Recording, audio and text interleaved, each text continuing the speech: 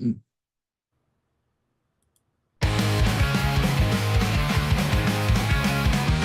And Mike and Tommy got the mic, speeding tales of space and flight, dragons breathing fire in the night, comic panels bursting bright. The first, the last, the Nerdom, where the weirdos all belong. The first, the last, the Nerdom, shouting loud and singing strong. Slasher flicks and laser beams, alien queens and mutant dreams. They're the kings of geek extremes. Venom's crowd bursting at the seams. Fantasy freaks, fantasy freaks. Sci-fi. Welcome back to the first, the last, the Nerdom, the podcast where we explore the first spark of imagination, the last frames of a cult film, and everything fantastical in between. And this week, we're trading sci-fi tech and horror screams for enchanted forests and horned demons because it's officially fantasy week here on the show. And what better way to begin our journey into myth and magic than with one of the most visually striking and dreamlike fantasy films of the 1980s, Ridley Scott's Legend. Released in 1985, Legend stars the babyface Tom Cruise as Jack, a pure-hearted forest dweller thrust into an epic battle against the embodiment of darkness, played with sinister elegance by Tim Curry in one of the most iconic makeup designs in cinematic history. Add in a stolen unicorn horn, a corrupted princess, goblins, fairies, and an atmosphere so drenched in glitter it practically glows, and you've got yourself a high fantasy fever dream. This week, we're diving into film's mesmerizing visuals, its haunting sit score by Tangerine Dream, or is it? The legend is uh excuse me, the alternate cuts that sparked a debate for decades, and whether Legend is misunderstood gem or simply style over substance. Is it high fantasy perfection or just beautiful baffling artifact of the 80s ambition? So grab your goblin repellent, avoid the swamp, and step carefully because darkness is waiting. And this week fantasy reigns on the first, the last, and Nerdom. Hey Mike. Hey, how you, Tom? How you doing? I'm good. I'm good. I'm excited for fantasy week or month actually. I am too. I am too. It's kind of Mhm, good to have a good change of pace from the mhm. last one we were on, and we're Yeah, gonna get yeah. into. We Oh, go ahead. we oh we've been doing a lot of themed months. Yes. This year, we've been trying it out. I think it's worked out pretty well for us. But yeah, it kind of we try to sprinkle in a fantasy movie here and there, but with our themes, it's kind of wedged them out. So so it's good to do focus a month on just fantasy, so we can get back to some of these classic films. Absolutely. Yeah. And with that being said, who are we? What are we doing here? This is the we are the First Last Nerdom home base on YouTube. That's our YouTube channel, Mhm. as you can see on the big screen there. We are also on other social media platforms. Tom, take it away. Yeah, I'm on Reddit. As first last nerdum, I jump around various subreddits to promote our stuff. Some Reddits are welcoming to us, some aren't. But yeah, I my foot in the door anywhere I can. And if you saw us, saw me promoting us on Reddit and come over to check us out, thank you, and we appreciate you viewing us. Give us a thumbs up or down, whatever you think, and subscribe if you like us. I'm also on X under First Last Nerdom as well. This is where you can follow us here, and I'll promote our stuff. We normally come out with our main podcast on either Sunday or Monday, and then if we have a supplemental, it'll either be out on Wednesday or Friday. And we have been doing a binge worthy. So, but yeah, check me out there if you want to know our latest and greatest release. And then I also sometimes, do the odd random nerd thing that I think nerds might like. So, and Mike, I know you have some socials as well. I do. Thank you, Tom. I too am also on. I am. Tom is my ex Twitter twin of our duo here. You can find me there at ApeIt_Ink. And once in a while, me and Tom will have a go back and forth on something cool or nerdy or something we see, or there's all kinds of jewels that you kind of can find online. Also, I'm co-host on America's Talk Show. I have switched it up to Thursdays and Fridays. Thursday, I will co-host, main host rather, and then also on every Sunday we have a Sunday news show with Professor Kenny, myself, and this week today we had this is Sunday, August 3rd.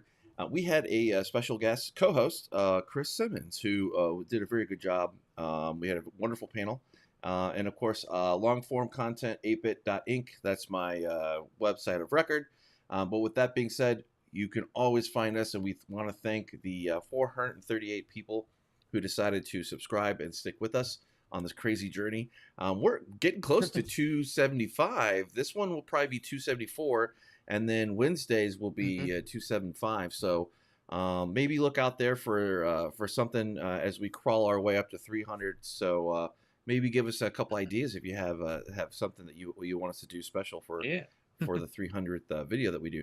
Well, regardless, this week was all about and of course I deleted I closed down the main thing here on Legend here. I'll pull it back up here. I just had it open. So I had never heard of this before now. Oh, really? No. And I think maybe I had heard about it. Like, I think it's loosely come up in some of our conversations after hours and planning for shows. But I'd never kind of put two and two together because I just never saw it. Of course, that's because, and that's why I was surprised. Like, oh yeah, Tom Cruise. But the thing that kind of went against this one was 1 month before or 1 month after this one came out and was released at theaters, Tom Cruise's career blew up with Top Gun, I believe. And then we'll get into the lore of this one. Very interesting. I will say in the very first 5 minutes, the visuals off the charts for a 1980s movie. You would not expect that from it. And we've kind of touched on these fantasy trope type films in the 80s because there were quite a few of them. Some better than others. I think we both have enjoyed the majority that we've seen thus far. But yeah, so what's your history with this one, Tom? Because did you see this one growing up? Did you enjoy it? Did you not? Like what was the thing? Like, again, this is kind of like me walking on the field new with this. I didn't even think I'd heard it before I started doing this podcast with you. I really don't. Even though I am a Ridley Scott, nut. No, you're a huge Ridley Scott nerd, and I was kind of surprised you hadn't had heard this, but yeah, no, one of the big things about the Legend, well, America loves its success stories and its failures, and that applies to movies as well as anything else, music, whatever. So if you make a huge splash of success, well, you're much lauded and talked about.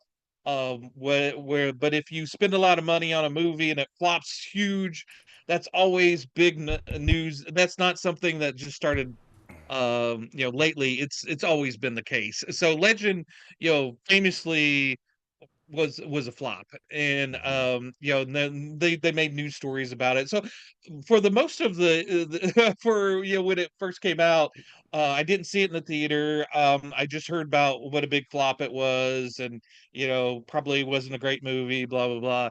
And then it wasn't until I got into college and I met this other guy that who's become a professor at college now. But he I met up with him, and we were all kind of on the same wavelength. We liked a lot of the same things. But I had I was into real metal, and he's more into synth pop stuff, and we kind of merged our taste, and kind of it was it was the two nerds kind of mixing, the famous, you got my peanut butter and my chocolate, the Reese's Pieces kind of Reese's Cups kind of thing. But we kind of mixed our different tastes because we had the basis of Star Wars, that was what we kind of grew up on. And this was one of his big movies that he absolutely loved. And he told me you gotta watch this. And so I did eventually see it in college, and fell in love with the movie. Yeah, it has a little bit a few warts, but overall visually stunning movie. So yeah, it's been in. And also back in the day, before DVDs and Blu-rays and special features, special director's cuts, there was always rumors about, there was the big thing about those missing scenes in Exorcist, the spider walk scene that everybody talked about but had never seen, select few had seen. And then there was this, my friend was talking about, there's a whole different version of Legend with a longer cut of it with Jerry Goldsmith soundtrack instead of Tangerine Dream.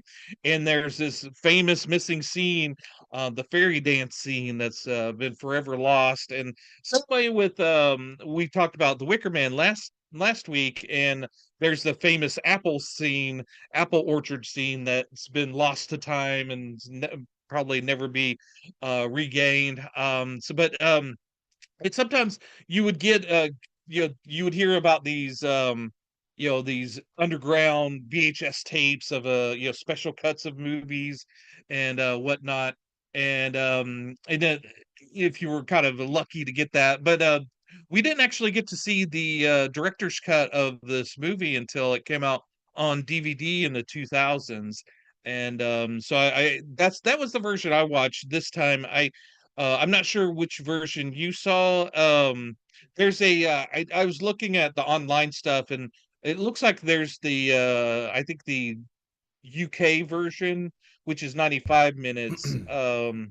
Was looks like what's out there for the most part, instead of Yeah, I saw there's the that. I saw the Mhm. American theatrical one with the happy ending, essentially. Like, not to spoil it, but it is Okay. it is a 40-year Yeah. old movie. So Yeah.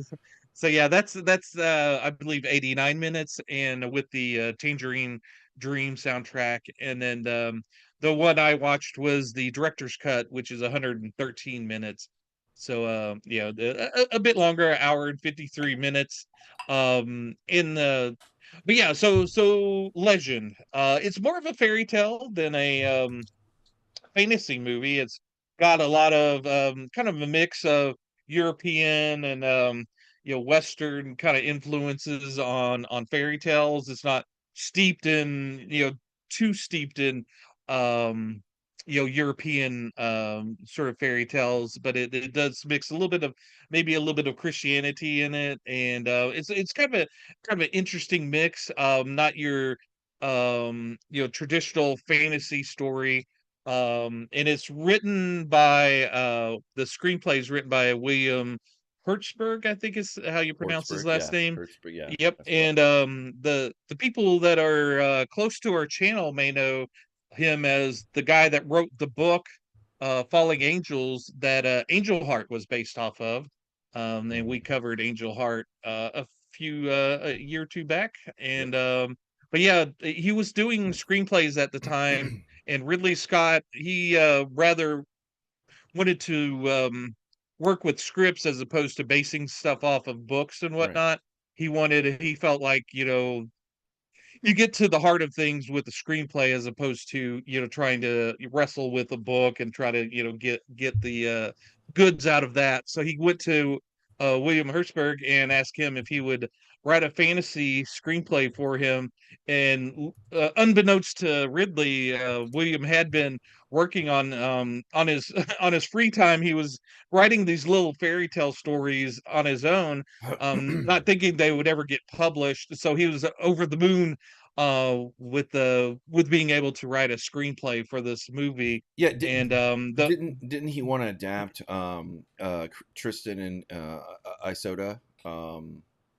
I think so, that was somewhat of an influence. But yeah, and he said that the only things that Ridley Scott said that he wanted in the screenplay was unicorns that were super fast. And he wanted the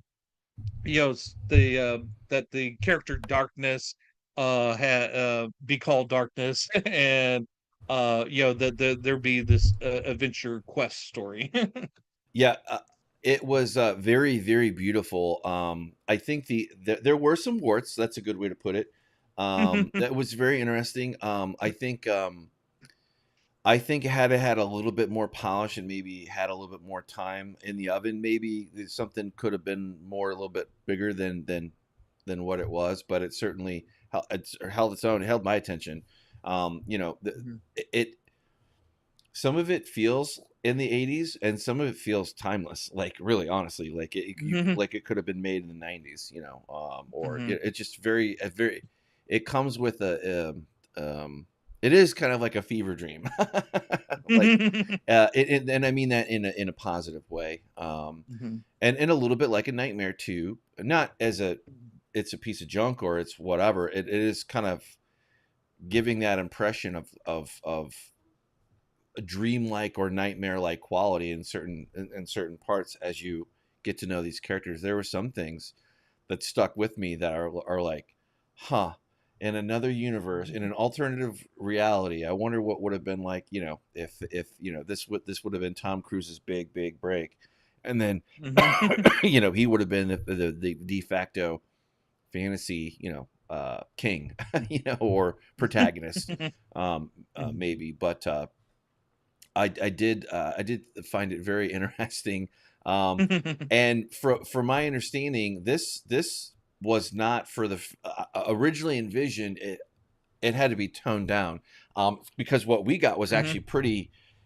pretty, pretty, you know, uh, uh, pretty not for kids, I mean for kids, but from Well, a different era, I guess, like they didn't shy away from certain yeah. topics. I think it was truer to a classical fairy tale, like a Yeah. grim tale than, Grimm's, yeah, yeah, Grimm's very fairy much tales. a Grimm's, Yeah, yeah. and not just and it had the moral parts of it too as well, but it Mhm. didn't shy away from some things, and to think that it would have been even more, dark and brutal, or Yeah, yeah, just a little bit more brutal than what it was, I guess would be a better way to put it. right, and yeah, one of the William Hertzberg said that one of I think it was one of the producers. She was kind of a older lady, was smoking cigarettes, and she was like, she's talked to him about the movie, and she said, yeah, something to the effect of, yeah, we can't have the villain of the story fuck the princess, Right. which eventually things get gets a little bit more intense in his original screenplay. Right. And yeah, he was when he handed his original draft to Ridley.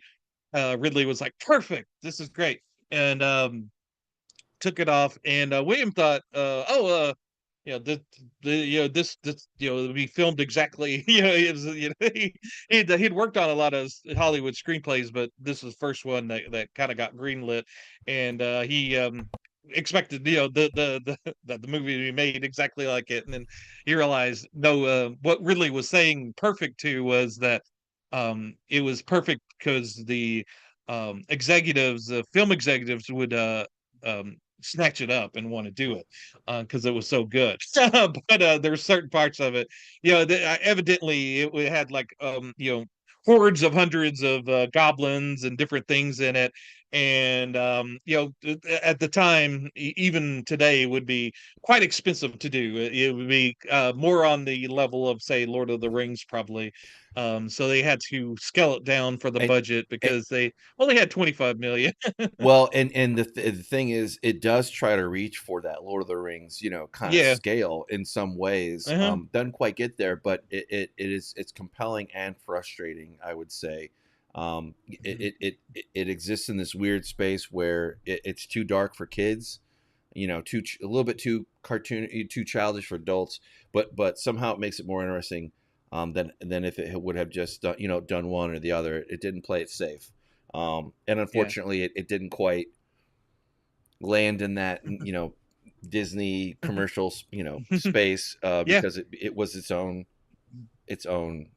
creation, Yeah. of Scott's Yeah, and it's funny genius. funny you say that. Ridley actually took it to Disney because he saw it as a fairy tale, and he he really had those classic Disney movies, fairy tale movies in mind as he was making it. But yeah, Disney turned it down because it was a little too dark for them, for especially at the time, when they were making more family or kid friendly things.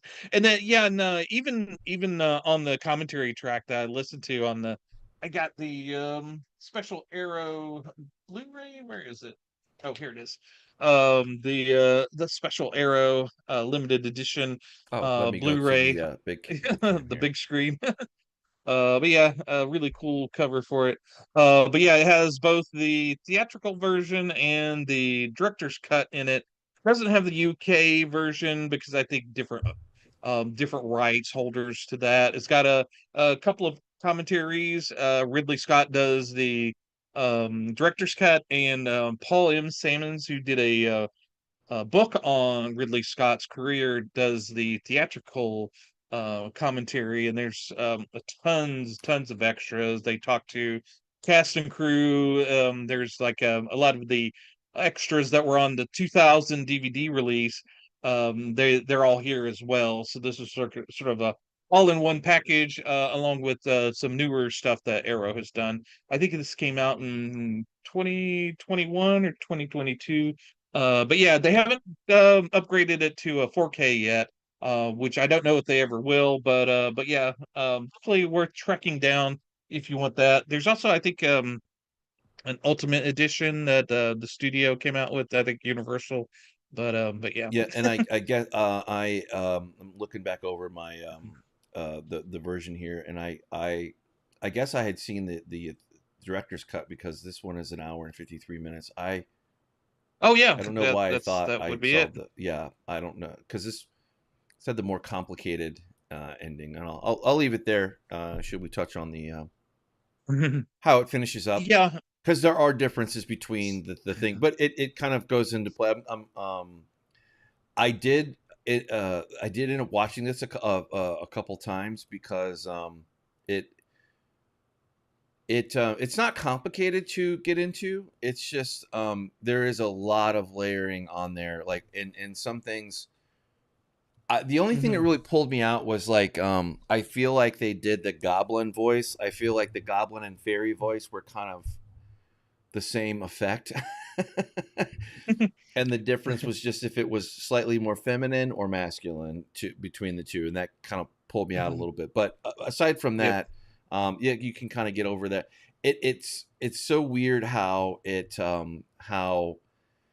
how well it does work. You know, I'm sure all of this was filmed on a sound set, but sometimes it feels like it's a lot bigger than that. I don't know if you got that Mhm. impression, but I did Yep. enjoy the world building.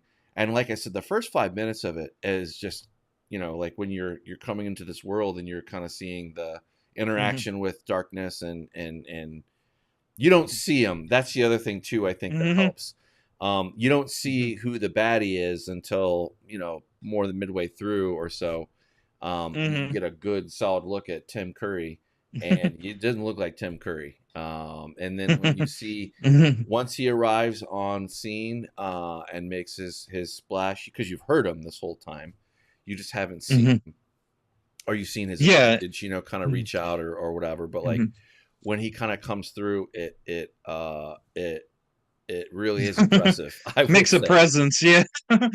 Yeah. No, in fact, the US version actually introduces him or shows him right at the beginning in Okay. the opening scenes. They cut that in, evidently they filmed it, but then he filmed it, and then Ridley Scott realized that maybe better to hold off introducing him legitimately until later in the movie, which is done in the UK version and the and the director's cut, like we saw. But yeah, so yeah, it kind of spoils a little bit of the fun of seeing him right away. But yeah, so yeah, the difference, a lot of times with the director's cut and with longer cuts of the movie, a lot of times they cut out entire scenes, whereas this movie's very different in that um they they trim down scenes. The pretty much the gist of the movie in each of the versions, but it's kind of stripped down. A lot of the context in with the 89 minute version, the US version, it strips everything down to the bare minimum. There's a scene where Tom Cruise's character Jack, he's in the swamp and he faces off against this kind of sea hag that comes out of the swamp, and he there's he ends up cutting her head off. Where in the scenes in the UK version and the US version, he they cut out. There's a brief moment where Tom Cruise tries to pull out his sword and he kind of fumbles with it, and there's a longer interaction with the hag, and it just shows you that Jack isn't proficient with the weapon. That he's still trying to get this hero thing under his belt. Whereas in the UK and the US version, they cut out that fumble, so he just automatically pulls out his sword and cuts off her head, and it makes him more confident, and just kind of doesn't develop the character as much as if you had that extra bit of scene in there.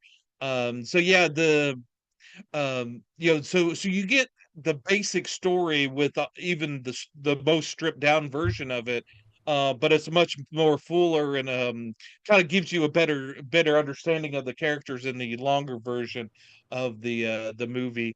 And yeah, like you said, the first few minutes of the movie, you're immediately brought into the movie, and you're kind of marveling at the fact that this is 1985. Mm-hmm. There's no CGI. This is all done practically.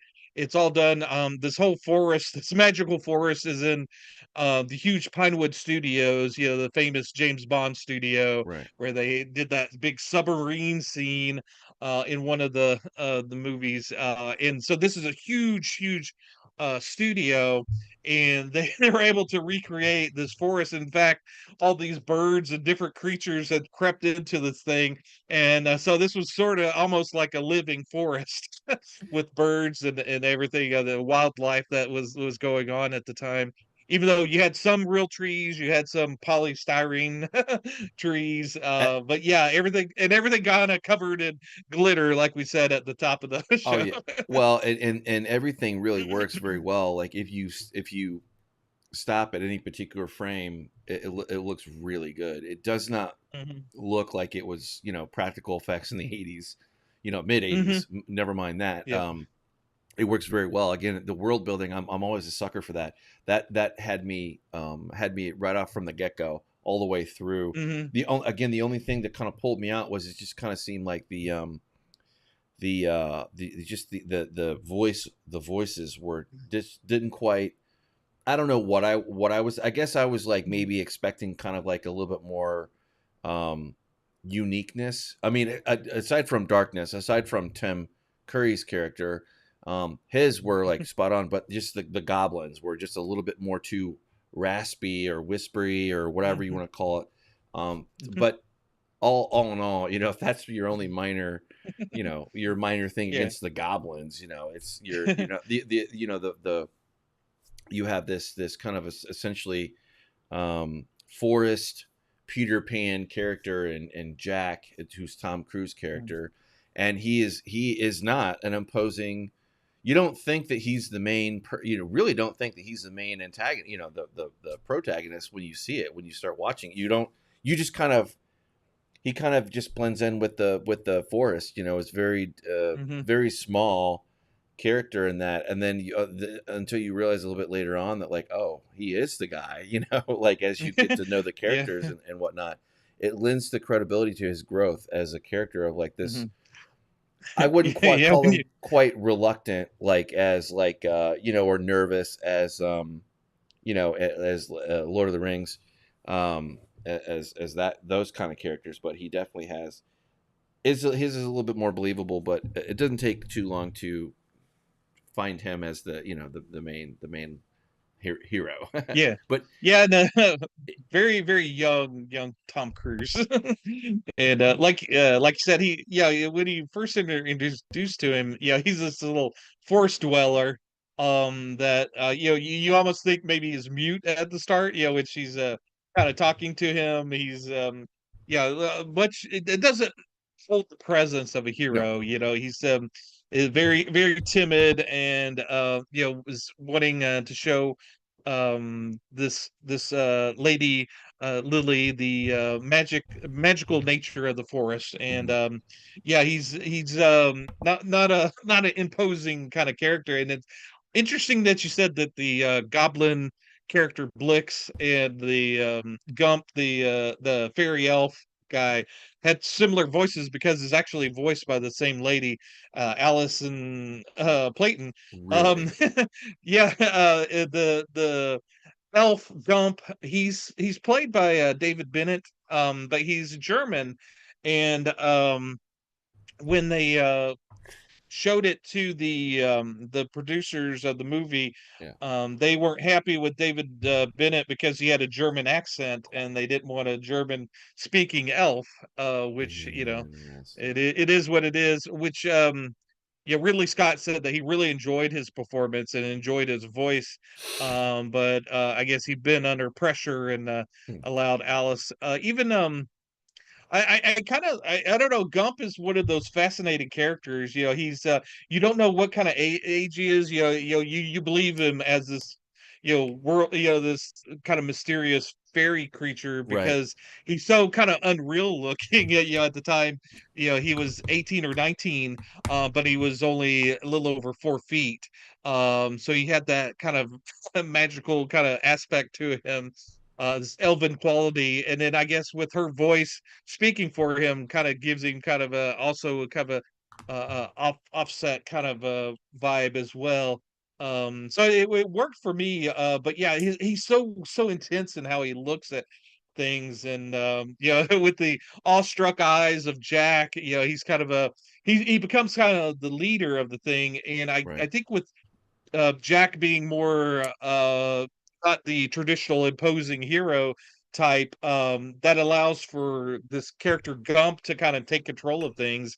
And in fact, with the there's a when they originally meet Gump and his fairy creatures with Jack, they're very mad at him for letting what happens to the unicorn happens. Right. And they actually there's a famously deleted scene called the fairy dance that they actually filmed, but has been lost, which everybody wants to see once they hear about it. Okay. They because in the scene when you first meet Gump, you see this fiddle, this violin that he's carrying around, Oh and he yeah. never plays it. Right. He never plays it. He ends up smashing it, and you're kind of wondering what the deal was. I Well, was they exactly. yeah yeah, they do actually play a song, and they do a dance, a fairy dance, which enchants the Jack characters to start dancing as Hmm. well. And that was going to be their punishment for him.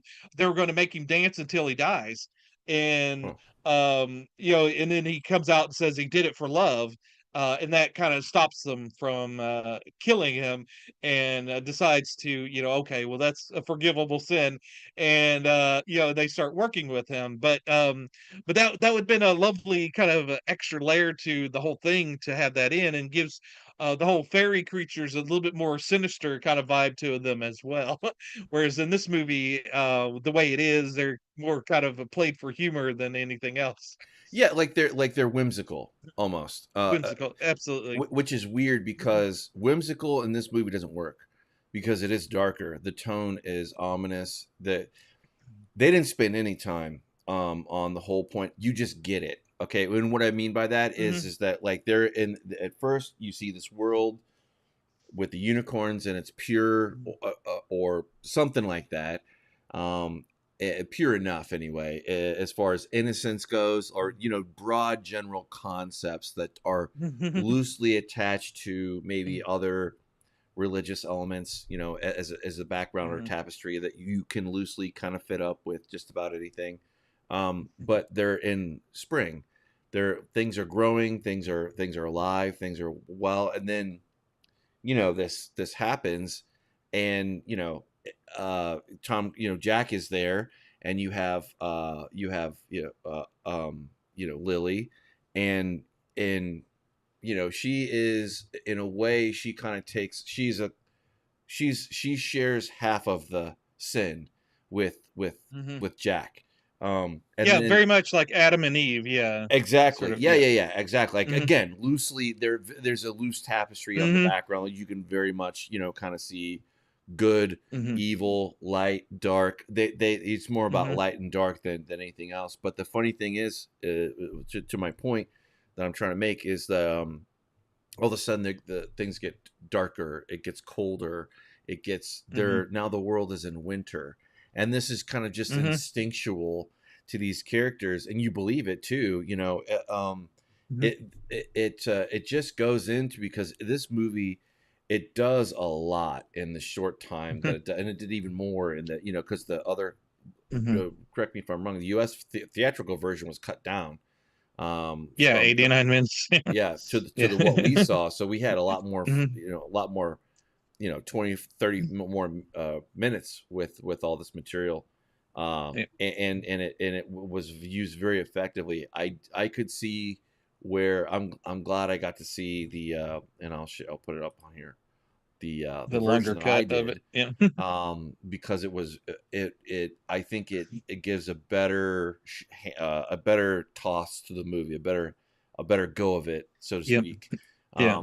And again, is this movie perfect? No, but it is just so unique to what it is. Like, Mhm. for Yeah. fantasy, it is just Yeah. so original in how it does it. Again, these are concepts that have been done over and over and over and over again, depending upon the decade or the director. Some famous, some not famous, you know, some that make a splash. Mhm. But it is just such a strange Mhm. conversation starter for, like, what this wanted to be. Obviously, Mhm.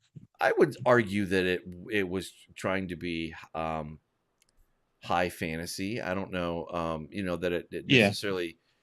I don't think that Yeah. I don't think that it failed per se. It's just Mhm. kind of, I don't know. Like, there's just, for what we got, I could easily see why this would be an absolute favorite childhood, or early adulthood movie for somebody Yeah. who was fantasy adjacent.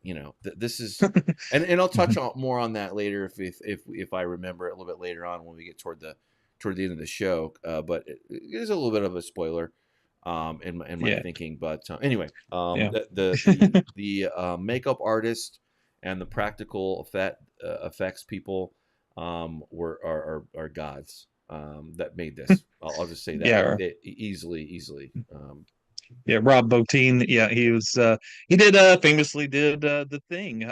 He was coming off of the Thing's special effects and led into this. He was very excited to do this. I think it's I think almost every character besides Tom Cruise and Sara were in makeup and costumes and whatnot. So uh so yeah, very prosthetic heavy movie. But yeah, just to get touch back to what you were saying. Yeah, this I love this movie in the fact that you're immediately in the movie, except Mhm. the US version does have a kind of a scroll at the beginning, much like Star Wars, where it kind of Oh. explains the story a little bit for us dumb Americans. Kind of explains it, but in the UK version and the director's cut, you're immediately into the story. You're the one of the things with sci-fi, especially with fantasy, is that there's a lot of world building, and the fantasy tends to world splain, much like mansplaining. There's a lot of world splaining at the beginning of a either a book, fantasy book, or fantasy movie. You got this old guy telling you the history of the historical struggle between this and that, and these warring clans, this and that, and you get really you get a kind of a lore dump at the beginning of a lot of fantasy things, which it is good and bad, but with this movie, you're immediately into it. It doesn't dumb anything down. It Mhm. immediately you immediately kind of pick up what it's giving you, and I love that aspect of this movie. It just you're immediately in this world. There's no barrier. There's nothing where you have to know about Mhm. the race of the goblins and the fairies, and no, you pick it up immediately, and and then you're immediately introduced to these goblin characters that are hunting the unicorn in this magical forest. And again, this we've been told these different stories, and then there's nothing like totally original about this, but it tells it in an original way. The way they kind of craft the story and bring it to you is what's unique about it. And the stunning visuals are you know you can't look at this movie and say it's a cheap B movie. Everything is on the screen and what they did. Yeah, you know what? I am uh, going to revise my statement. I said it doesn't really get whimsical. It does. And then just kind of playing it a little bit in the background, copyright respecting a little bit here and there, because the bigger the screen you see this on, Mhm. and the darker you can get it, the more that you can focus on the screen. There is a little bit of an element of whimsicalness, I will say, toward the end, depending upon that. Although it is tempered. Everything in this is not, oh gee shucks Disney. It's more in line with like a Jim Henson, kind of view of the world. But a little bit more direct.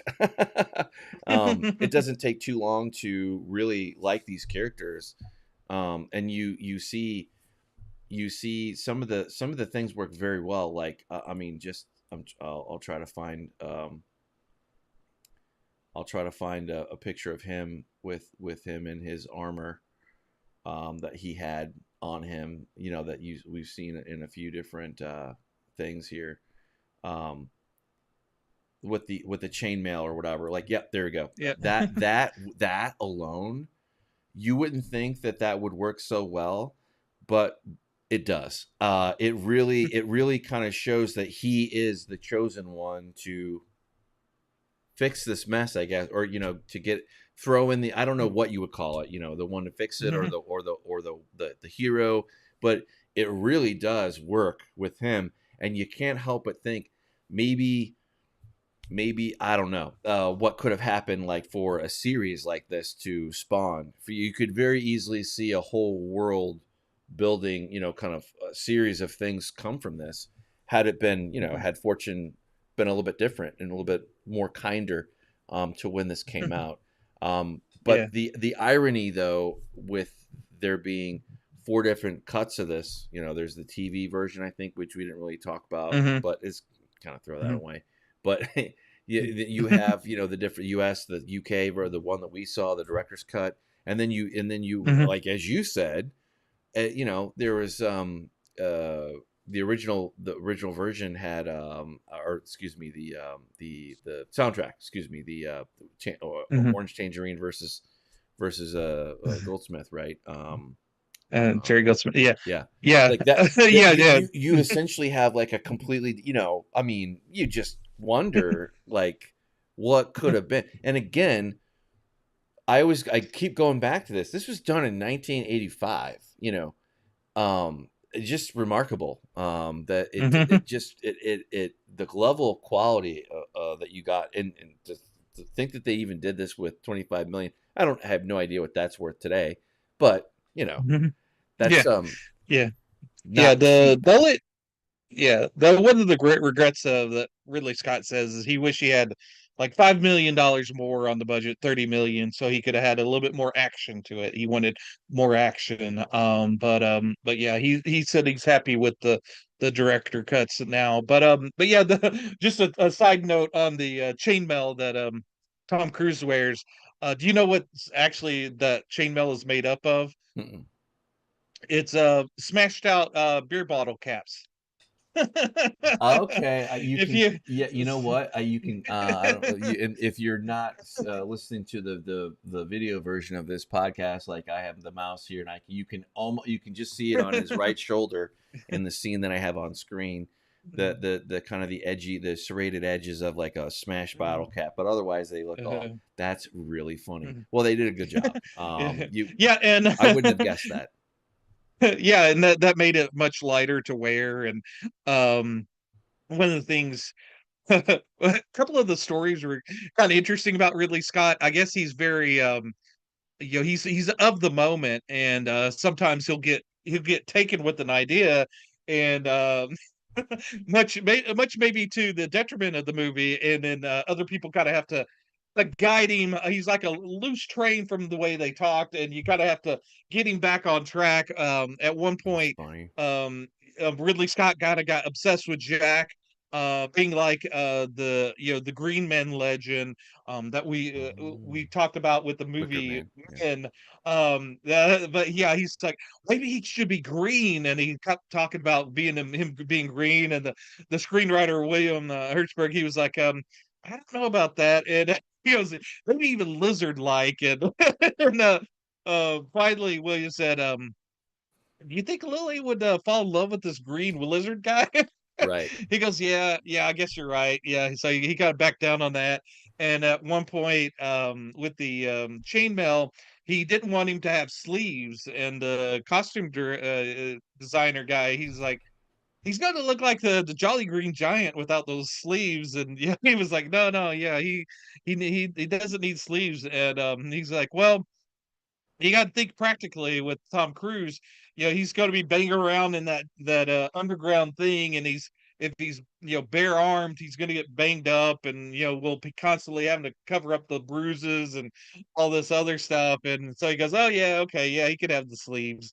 And then he said that the costume designer goes, "Yeah." And Tom Cruise came back and thanked him profusely for picking up for him. And I guess one of the things you don't ever see Tom Cruise talking about this movie, because he Mm-mm. kind of somewhat disowns the movie. He didn't like the experience of it, and I think uh, I'm kind of speculating here, but I think it's because he didn't have any control of the movie. It seems like Tom Cruise likes to be in control and have creative It, choice in these it, movies, it, and it Ridley did. Scott is yeah.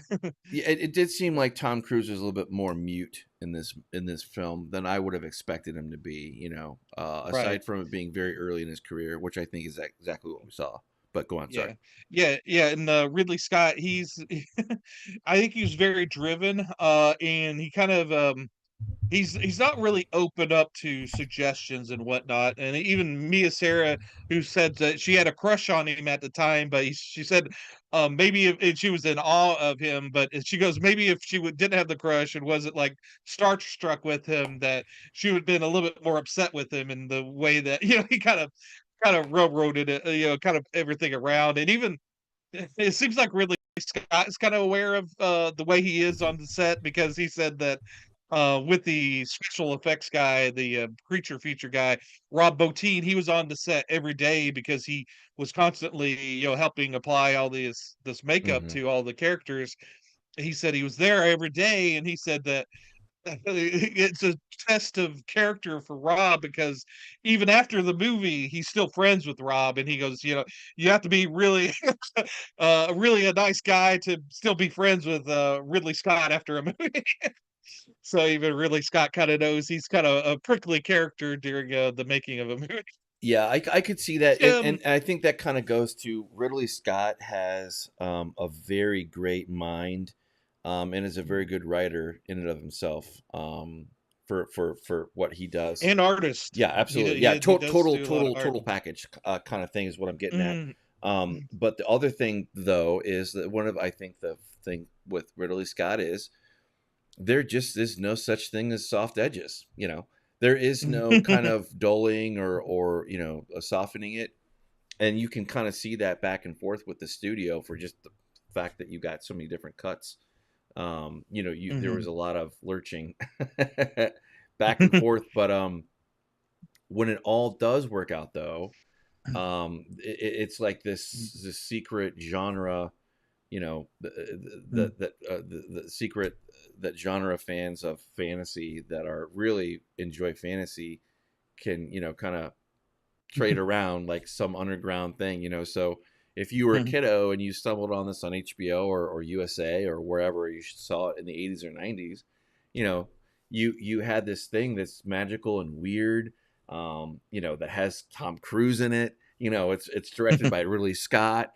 that this thing never it's just never going to get talked about because of all the other Mhm. great things that each one of those two people have done. And not to mention that the background, the back end people who made the whole thing happen. It just is remarkable. And it just makes me love Mhm. Ridley Scott a little bit more. Even though this isn't necessarily my cup of tea, like I'm not necessarily a first tier fantasy guy, I can still appreciate it.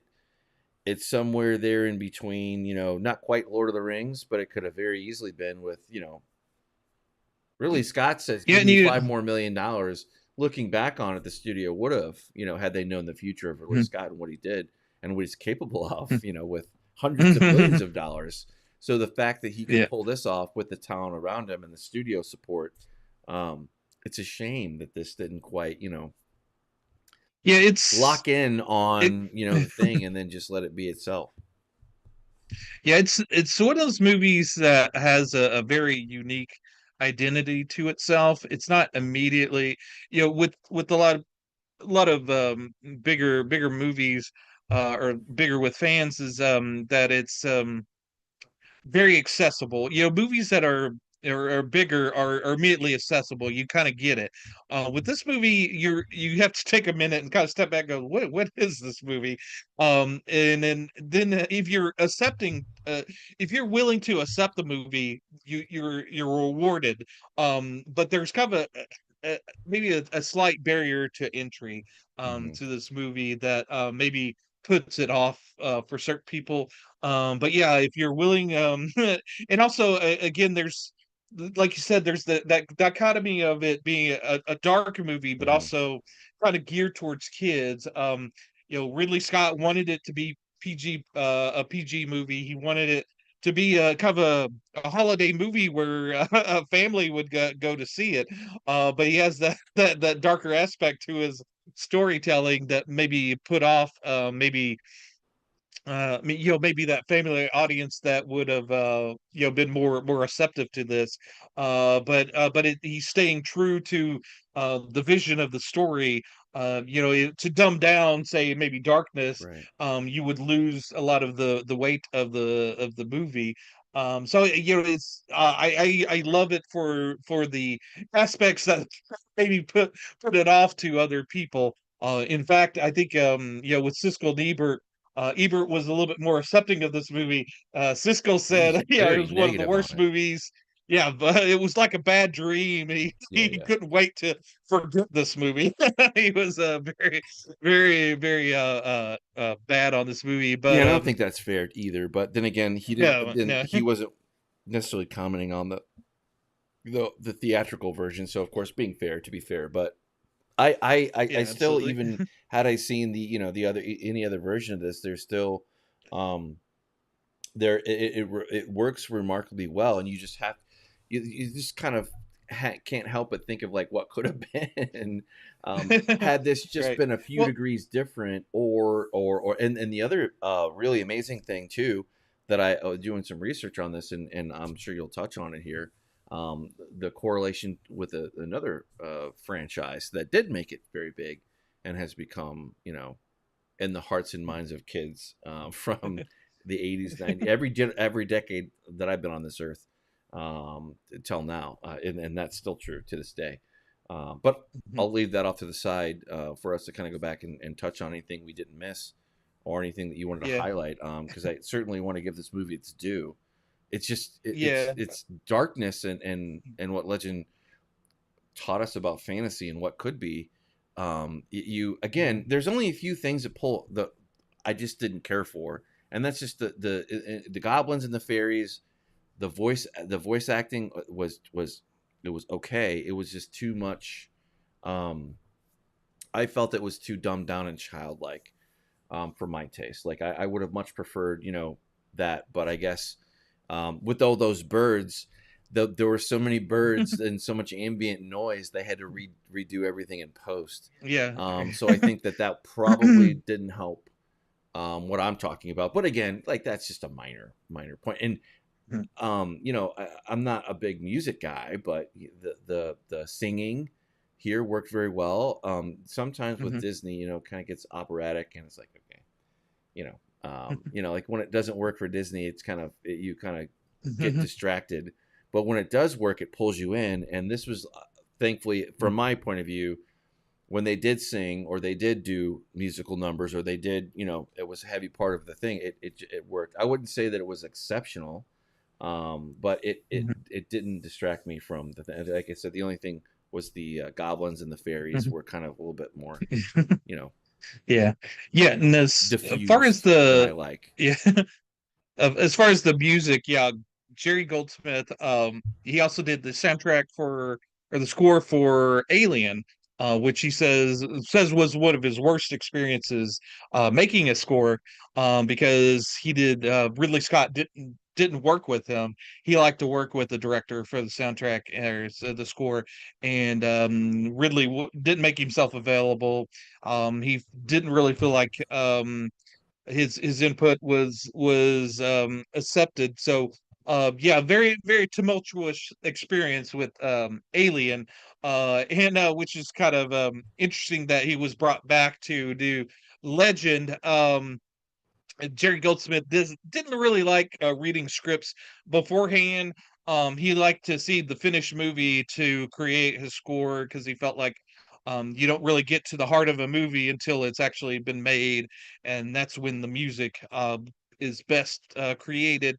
But with this movie, like you said, there's a lot of singing, Mm-hmm. especially in the director's cut. All of that got cut out of the U.S. version, but but yeah, so he actually had to start when the movie during the script phase of it because they kind of had to create the songs so that they could do those in the movie. So he'd worked on this soundtrack for 6 months, and it's a very beautiful score, very classic fantasy sounding. Mm-hmm. Now you got to remember Ridley Scott had just come off of Blade Runner, and that famously flopped as well. So this movie, he was very hypersensitive of this doing well, Mm-hmm. and I think that kind of because he was involved in every version of the cuts. It wasn't like this movie was taken Mm-mm. from him. He worked on these cuts. He kind of second guessed himself. The the studio wanted it to be cut down, so he cut it down to the UK version. And interesting interesting story, he's told this a few times. Ridley said they did the studio did a test screening in the US. He said that there was Ridley Scott said during the showing of it, he smelt pot, and he said that in the future he would have kind of brought up the lights and picked out all those guys that were smoking pot and kicked them out. But he didn't in this in this test screening. And after it, he kept hearing these smirks and these he felt pot influenced remarks during the movie. And then after the movie, um, people complained about it being too sentimental and that the music kind of made it a little bit too sentimental and all of this. And it really got into Ridley's head. Again, he was kind of under the weather of Blade Runner not Right. doing good, and so he started second guessing himself, and Mm. to the detriment of the movie.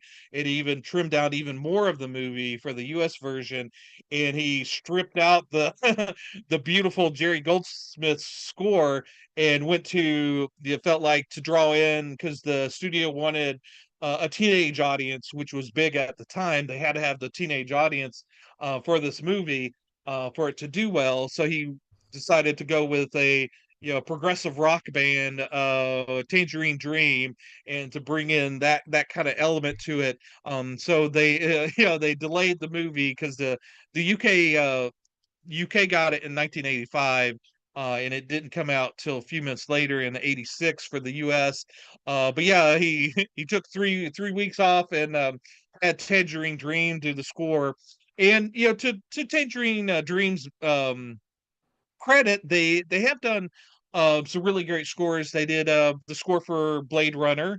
They also did Thief prior to this movie. And if you listen to both scores, They both have their good qualities, good and bad maybe. But yeah, they're both very distinctive. But for this fantasy movie, I think I prefer the Jerry Goldsmith one a little bit more. It's more in tune with this movie. And then they also had Brian Ferry do a kind of a rock song at the end and played that at the end of the US version so that they could get that MTV music video out there to maybe help promote the movie as well. Which I don't know. That was very much of its time there that time. You did have to have that music video on MTV to kind of push a movie as well. It also is kind of interesting. This is sort of like that last fantasy movie. We kind of had a drought of them. The whole big fantasy thing started with Conan the Barbarian, with Mm-hmm. it being such a huge success, and all the studios wanted to capture that, and all the movies that came after it didn't capture that magic of Conan the Barbarian. No. And this one was maybe the last one of a big studio fantasy movie before they decided, hey, this isn't working. And we didn't really get a huge fantasy movie until Lord of the Rings. Yeah, I would say again, it had faults, some minor faults. It had more triumphs, I think, than not. Whether Ridley overshot or undershot, it's up to the viewer. But Legend was essentially the proof of concept of what fantasy cinema could be. It just came out, 10, 15 years too soon. Yeah, and Ridley. Mhm, By 2001, mhm, mhm. we were ready for it. We were, but that Right, doesn't yeah. take away the fact that it excelled in beauty and darkness and Mhm, what is innocent and sophisticated, because none of, again, going back to Ridley Scott, makes sophisticated movies, but not elite movies, right? He doesn't tell you what to think. You come along for the ride, whether it's Blade Runner or Alien or this one or another one, mhm, Gladiator, for crying out loud. I mean, mhm. you Kingdom of you you Heaven, yeah. you want to talk Mhm, about lessons learned. Every lesson that he mhm, learned from cinema or whatever were employed on every other film after this one. So mhm, we would not get the same level of quality without this being what it was and what it became. And to kind of throw that back to, because we're hitting the top here.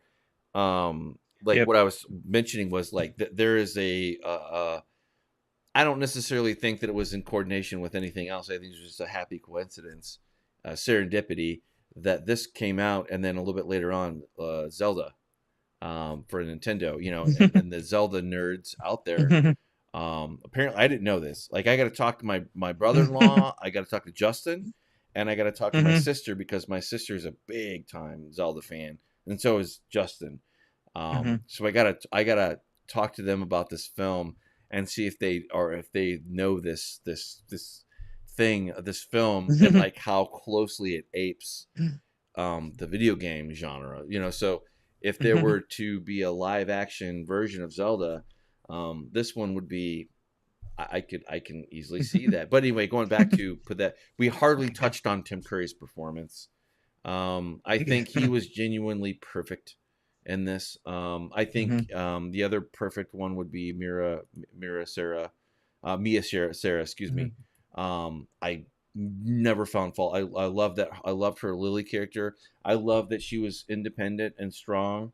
Again, modern audiences we don't really dip into that into the pool for mhm, grifting, or attention getting, but I love that these characters are not necessarily like they are developing and they evolve, and I love that, and that's mhm, what you get with just about any Ridley Scott film, I would argue. But Lily, I mhm, really enjoyed her just as much as I did Tim Curry. Tom Cruise, you could see. I would make the argument that if anything, his performance was understated. I think that we could have mhm. got, and what I mean, like that, what we got was fine. It's just that that you could have got more from Tom Cruise being Tom Cruise. But to his credit, Yeah. he didn't ruin it. He didn't overshadow any other character. He played Mhm, perfectly within. I think he played too much in the boundaries of what he had. mhm, I would argue that had Tom Cruise had a little bit more maturity on him, we would have got an even better character, and again, I go back to, like, in another universe, alternative timeline, alternative universe. We have, Yeah. Tom Cruise would easily be the grandfather, if not the godfather, if not the father of a heroic, not anti-hero at all, which Yeah. I love too, because unfortunately nowadays you see nothing but the anti-hero. You see nothing but the Mhm. reluctant, not even a reluctant, kind of Yeah. hero. You just kind of see a dirtbag that's just happens to Yeah. be in that part of life where he regrets something, or something stupid or Mm. whatever, like, and those Yeah. things. I enjoy those kind of films too, but sometimes they can just get played out, and none of this was played Yeah. out when I saw it. And with what I saw, I can easily see where, I'm not going to say this is going to be in my top 25 films of all time. No, it's not. But Mm. for fantasy, yeah, sure, you can make an argument it's in the top 10, Yeah. just for being Yeah. the prototype, the proof of concept, the proof of value for what Yeah. it And could be. yeah, and Tom Cruise, much like Link and Zelda, he kind of takes the back seat to all of the things that are going on around him. He's sort of like the innocent character that is kind of soaking everything up, and we're kind of seeing the world through his eyes as well. Whereas all the other people kind of more characters that they kind of overshadow him a little bit. But yeah, and there was like that rumor that the creator of Zelda was that this movie was what his inspiration for Zelda, but he says that it wasn't. So, but you could definitely see, like Mike, you were saying the connections, and that there was always that rumor that there was that connection there. And then just to talk on the characters a little bit, like you did, Tim Curry, like a powerhouse. He's very theatrical. He comes from a theatrical background, and you could see that with his performance. With a playing an evil character, you could get a little over the top maybe, and kind of ham it up too much, and be a little bit too much to one degree or another. But he's very overpowering, but also restrained in also because he knows the right position. He is very theatrical, very melodramatic, but he never goes over the top. There's like that fine line that he goes through. And like I said, Mia Sara may not be overwhelming with her acting, but she kind of holds her own against him. There's a scene where she's kind of enchanting him. Hmm. There's like he's trying to corrupt her with his evilness. Right. He's trying to corrupt her with greed and all these different things, and she's also kind of playing with him. And there's that back and forth, and that this isn't like a cheap one-off movie because that scene is so rich, and there's so much there with that this kind of back and forth. And she's very young at the time. She was just a teenager, and she was able to hold herself off against Tim Curry. And for Tim Absolutely. Curry to put that performance through all that makeup, that there's an interview with Tim Curry that I saw where his face is completely covered, and one of the things that he wanted was his eyes, and then Ridley Scott wanted those yellow serpentine kind of eyes on him, those contact lenses. And Tim Curry was like, "No, don't take away my eyes. There's only that was going to be the only thing that kind of comes through that was of him."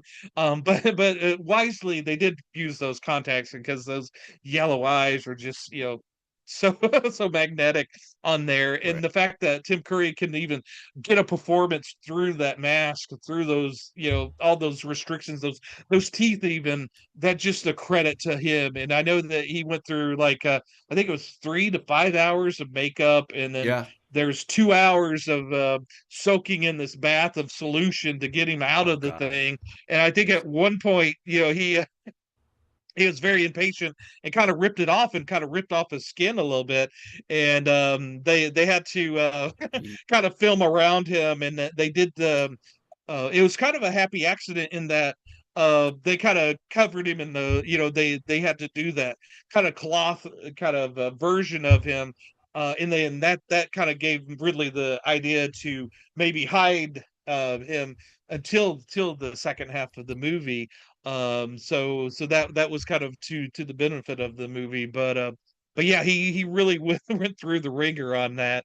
And another cool story about the Goblin that I heard, the Blix character played by Allison Playten. She told Ridley she kind of envisioned the character looking a little bit like Keith Richards. And if you look at it, it's pretty much Keith Richards if you kind of extend the nose, extend the ears, and kind of extend the chin a little bit. But yeah, there's very much a kind of Keith Richard vibe to that Goblin. And this movie is very influential to a lot of fantasy movies. You see the influence, especially with the Goblin, a lot of the creature creations, the gnomes in this. You could tell that it was in the DNA for Peter Jackson in the Lord of the Rings movies. Very influential in the look, and again, Tim Curry's darkness is iconic. People know that version of darkness of the devil. Everybody knows that character. They may not know the movie, but they've seen that character before. Very iconic. uh like you said, the visuals of this movie is just so overwhelming and beautiful. Even in the darkest moments, it's beautiful. There's like that shot that you're showing of Mia Sara. There's this beautiful scene where she's being enticed by the evil, and she dances with the dress. There's this very very magical moment where the dress comes alive and it dances with her, and then there's that transformation where she becomes she becomes the dress, and you can tell that this evil has taken her over. In fact, the screenwriter and Ridley wanted to take it even further. They didn't have the money to do it, but they wanted her to kind of transform into this kind of cat-like creature, so that when they try to save her at the end, there's more of a a resurrection of her as herself. They found that her becoming this cat-like creature maybe corrupted her. That it would be visually more interesting of the Well, corruption of this character. it's funny because Lily's character, and this is why I love Mia in this film. She uniquely her own, and again, I would argue that she does just as good of a job as Tim Curry does, and they play Mhm. off of each other so well. And I will also mention in the background there, if you can't quite, hopefully it comes through at good enough quality, but there's kind of like this skull, um, uh, tentacle kind of claw thing Sure. going on. Mm. Very Kind of reminiscent. Giger-esque even. What's that? Giger-esque, That's alien kind of exactly, Giger-esque. no, but Mhm. it's its own unique take on it. And everything Mhm. is very glistening in this film. Whether the Yeah. goblins are very, Yeah, a lot of glitter, a lot of yeah, glitter, a lot of yeah, glistening. Yeah. yeah, no, you're right. No, there's tons of glitter, like, which we've touched on many times here. But there's also this glistening thing of like, and also this very weird thing, like in the very start of the film, you have the claw that goes out and it touches the goop, I guess, from the goblin's nose, and it's just kind of not touched on or talked about, which is just, I don't know what that was, but it adds to the thing. But I also will mention that, like, as darkness is tempting the princess of Lily, you see this very much, she goes through an evolution of rejecting this, like, and she is very much on the hook for it. Um, there's a scene, like the scene, like, where he's offering all this ostentatious wealth, this to entice her to become his queen, essentially, to Mhm. come over to the dark side, literally. I don't mean that as a Mhm. Star Wars reference, but it works where it works. Yeah. But she sees this just ostentatious, just jewelry, this, what would be Mhm. crown jewels, essentially, for royalty. And she sees it, and she's envisioning, and you can see it on her. Again, this is Mhm. like where acting, like, where she does such a good job of acting. you can Mhm. kind of see her saying like, contemplating this choice, Mhm. because again, this loosely plays on, Adam and Eve and good and evil and will, and having it. What does will mean? I don't want to get too Mhm. into it here, but Mhm. this light and dark. Again, if this were any other director, like it would not have gone like how it went. Again, everything kind of comes out of like, the cloven hooves, the horns, the red, Mhm. the just the majesty Yep. of evil of like how Mhm. imposing this character is Mhm. in this world, in this what would be essentially his castle, like, but you Mhm. see again, I wouldn't say, I think it was for kids for art. It just could have worked in a different way, but you see skulls all Mhm. around the film, again. Yep. Yeah, uh, and even the table with all the food, oh yeah. there all the food was there, and Well, Ridley Scott goes paint it black, and so the fruits and vegetables and all that's been painted well, black and covered in and glitter. and So and when they're in the and kind of backing up a little bit, like in one particular scene, like when they're all kind of caught, they're being eaten. Like down the way they're butchering another. yeah, almost Texas Chainsaw uh, Massacre esque. Horror, arguably horror. I mean, but not Yeah, in. It's not the main focus of anything. It's further downfield. But this is going mhm. on, and Yeah, not you not see a guy getting chopped up into pork chops ex- back there. Yeah. exactly. But and then later on, when they rescue like one of the brothers or whatever of the whatever, the guy, the whatever, he's essentially being cooked in a meat pie. Like he is the meat pie. Like with with an yeah. apple on his, like the, With a few birds with him, yeah, right, feathers and all. right, right. It just goes to like, you don't think about that, but like if you're a kid and and you saw this would have been the most scariest damn thing you ever saw in your life. But anyway, again, props to Lily, Mia.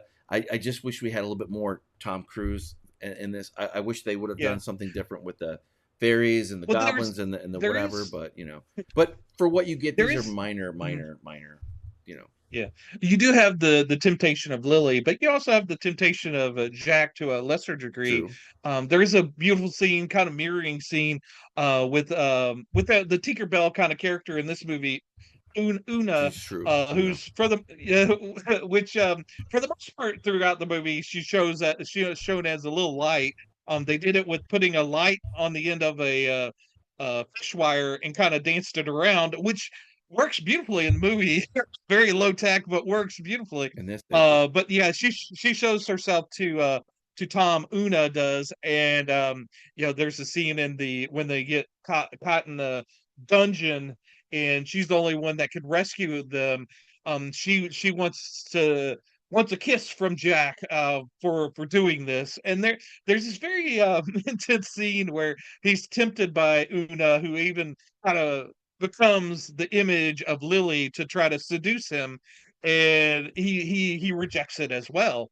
He's holding true to his true love, and Hmm. Una, who's kind of as far as fairies in movies, she is picture perfect. Hmm. She is what you would imagine a fairy would look like. Very, very It. magical looking as well. Um, and that whole scene where she she becomes kind of angry with him after that the fact that he wouldn't kiss her passionately.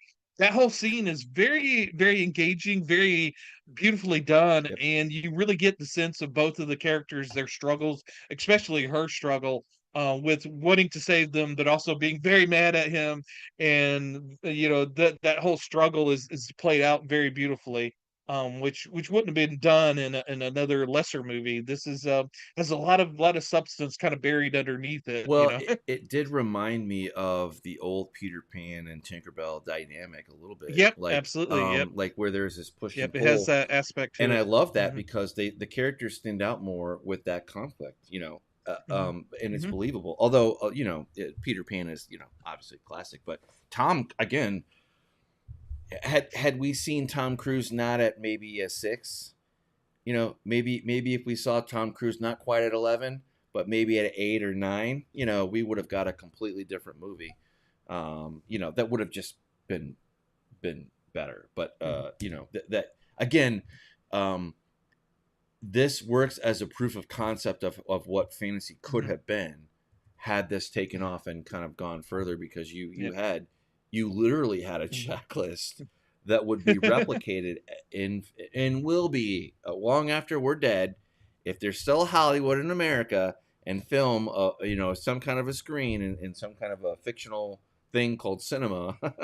Long after we're dead, this would have the check mark of everything that you would think that would work. It just didn't. The timing just wasn't there. It wasn't in the cards. Yeah.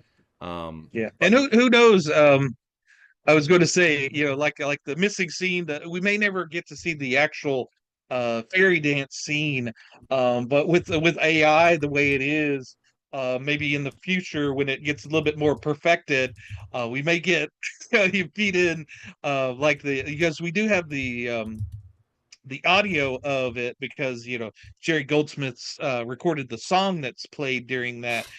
Take that, take the movie, all the scenes from the movie, feed in the storyboards of that dance scene, see what AI could generate for that. Maybe that would be something to maybe look at in the future. Wow.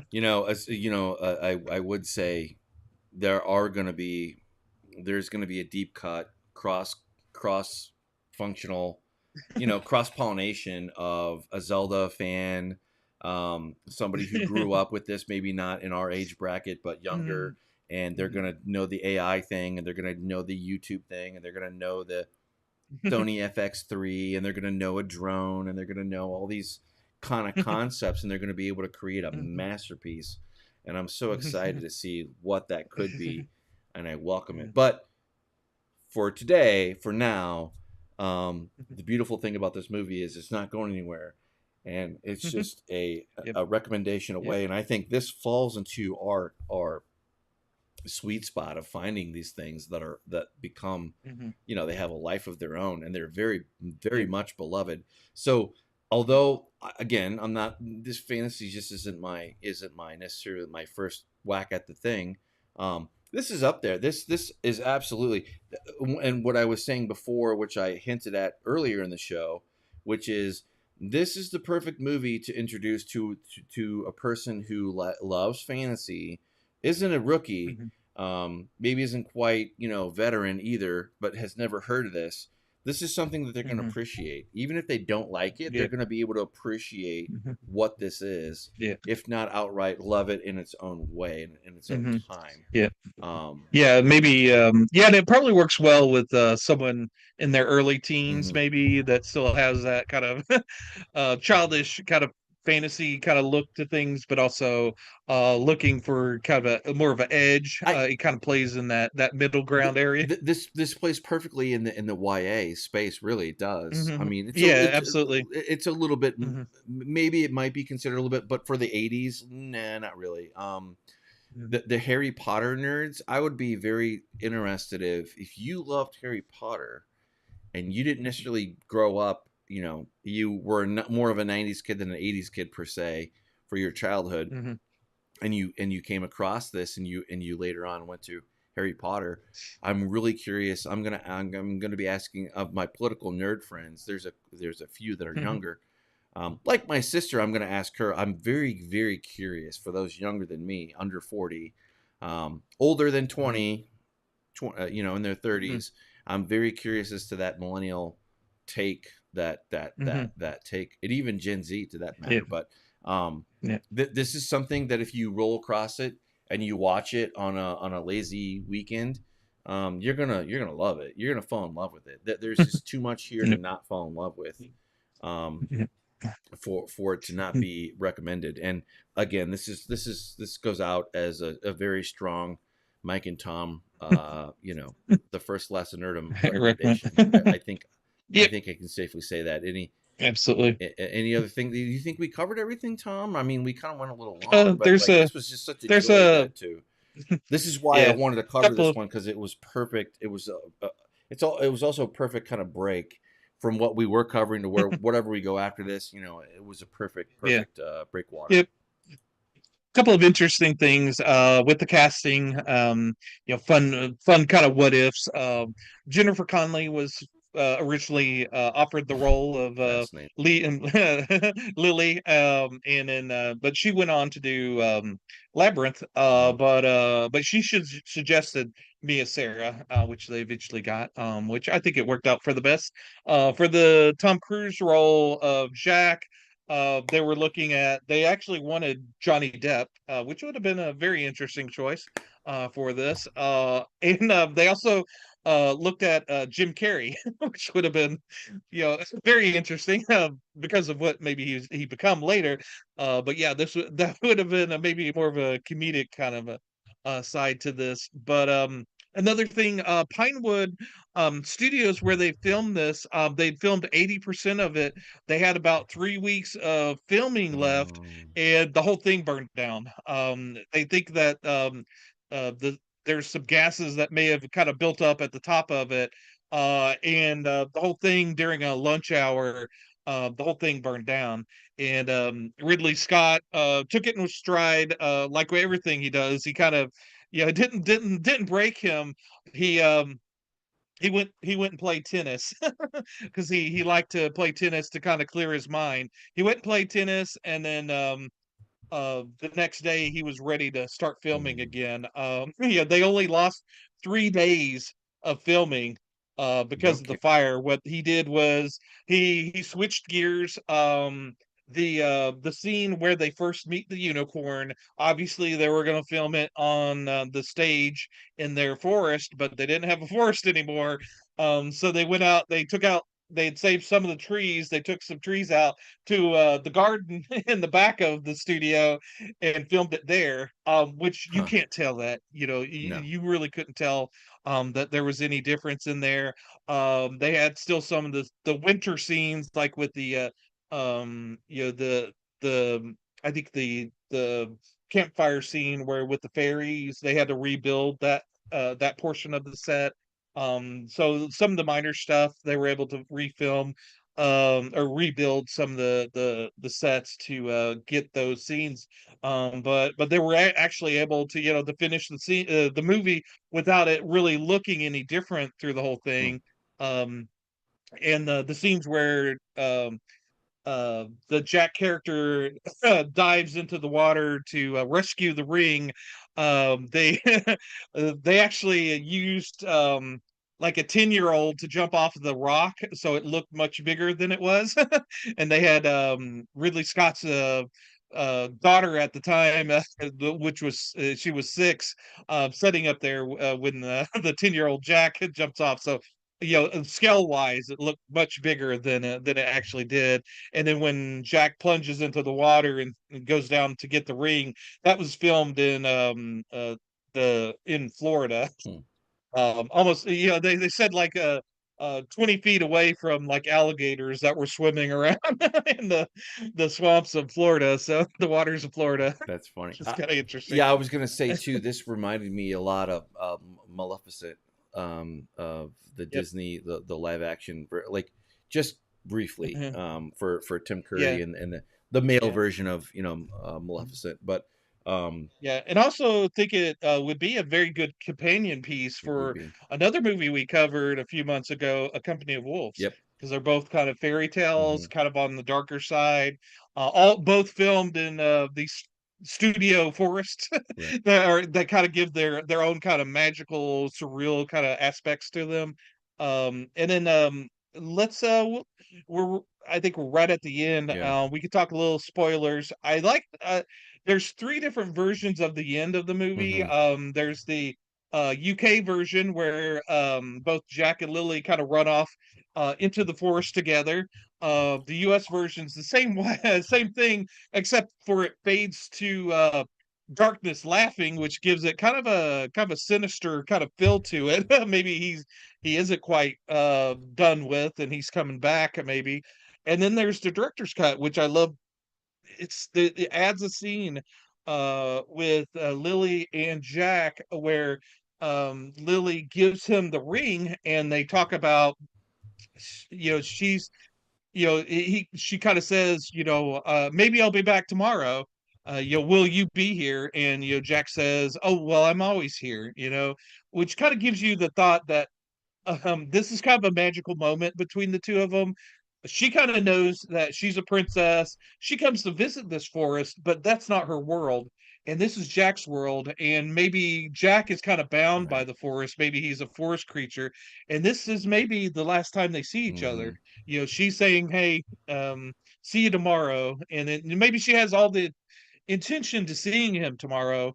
But life gets in the way, and she gives him the ring, maybe thinking, subconsciously thinking, "Hey, this may be the last time I see him, and let me give him something to remember me by." And he still maybe has that innocence about him, but she's kind of grown and kind of sees things, even though she thinks maybe this was a dream.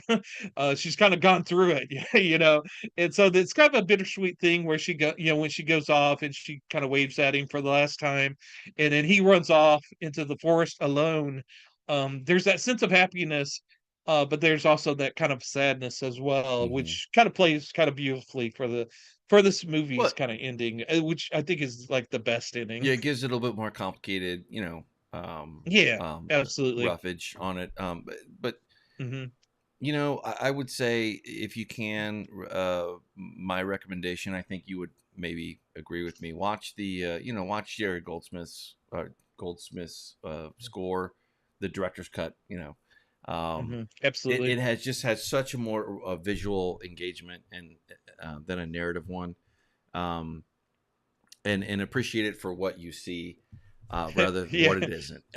The beautiful Yeah, part yeah, that if you naturally brings you into the fold is after you watch that version, then you can kind of put yourself in like what could have been versus Mhm, not seeing it and just kind of mhm, talking yeah. randomly. But um, Yeah, if you've never seen this, if you've always heard it was kind of a flop, a bad movie, not worth seeing. If you're a fan of Lord of the Rings, like you said, Harry Potter, if you love Game of Thrones, right, I think I think this isn't that same flavor, but you can see the roots of things. You can see where maybe Peter Jackson's kind of pulled some of the fantasy elements from this movie. But I think you're primed and ready to watch this movie and maybe appreciate maybe not the whole thing, but aspects of yep, this movie, especially if you're a fantasy fan. This is a no-brainer. yep. If you haven't seen it, you'd see it now. See the director's cut if you have access to it. But yeah, it's a beautiful, stunning movie. Even though it wasn't a 4K, as a Blu-ray, so it was a 4K.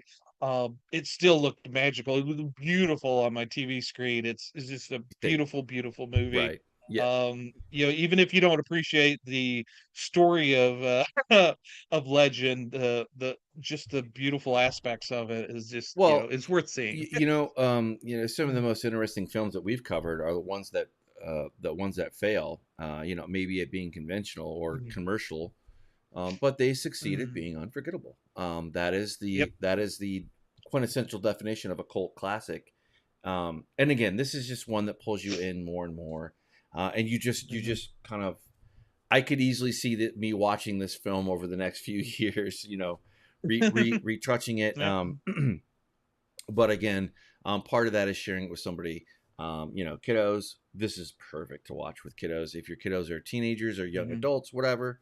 Obviously there's that transition of the '80s kind of thing. But again, this is timeless. I don't have too much more to say than that, other than that. Do we? We have some Leaks. bonus Yeah. topics here. Tangential. Yeah, there's this band, this guy Mortiis. He used to be in the band Emperor, if you know, you know. But yeah, he's kind of cast himself as kind of a goblin guy that's sort of does the synth metal Hmm. stuff. He was I think he was in the 90s or early 2000s was when he first started, but very very much inspired by the goblin a goblin look, maybe influenced by Legend, Lord of the Rings sort of kind of vibe. So whenever I think of Legend and the Goblin characters, I always think of Mortiis. So, if you're more adventurous with your metal, like some synthesizers with your metal, you might want to check him out. And then there's another band that I discovered called Nekrogoblikon, I think it's called, and very much he's kind of dressed up as a goblin as well. The rest of the band are don't put makeup on. This interesting. I haven't gone too far into this band, but evidently he also has a talk show. I saw that he had an interview with Seth Green. That kind of looked interesting. But yeah, so this is definitely on the more humorous side. Like I said, I haven't really explored too much with this kind of phenomenon. But he kind of the character is sort of I guess the history of it is that he's kind of a office worker, cubicle worker. There's scenes where he's like in his office working. The Goblin is, and he is also a podcaster that interviews people and also is in a band. So if this seems kind of interesting to you, might want to check it out. I really enjoyed this. Looks like a 2-for-1 music video. The song "Show Me Your Goblin" and the Fiend. I think I like Fiend a little bit better, but yeah, it's quite entertaining. We won't play it here because we'll get copy struck to death. But yeah, definitely check out both of those. Necro Goblin is more a humor slant, whereas Mortis is a little bit more serious. But both have the Goblin vibe going for them. Yeah. So all that is down below in the show notes. So something to do. And I gotta commend you on an exceptionally good job on the thumbnails. You are the thumbnail guy. Mhm. So thank you so much for doing that, Tom. Oh yeah, no problem. And again, I have fun doing it. oh, absolutely, yeah. And I think that brings us up to the end of the caboose for the thing. Mhm. Would you say? Yep, yep, I think so.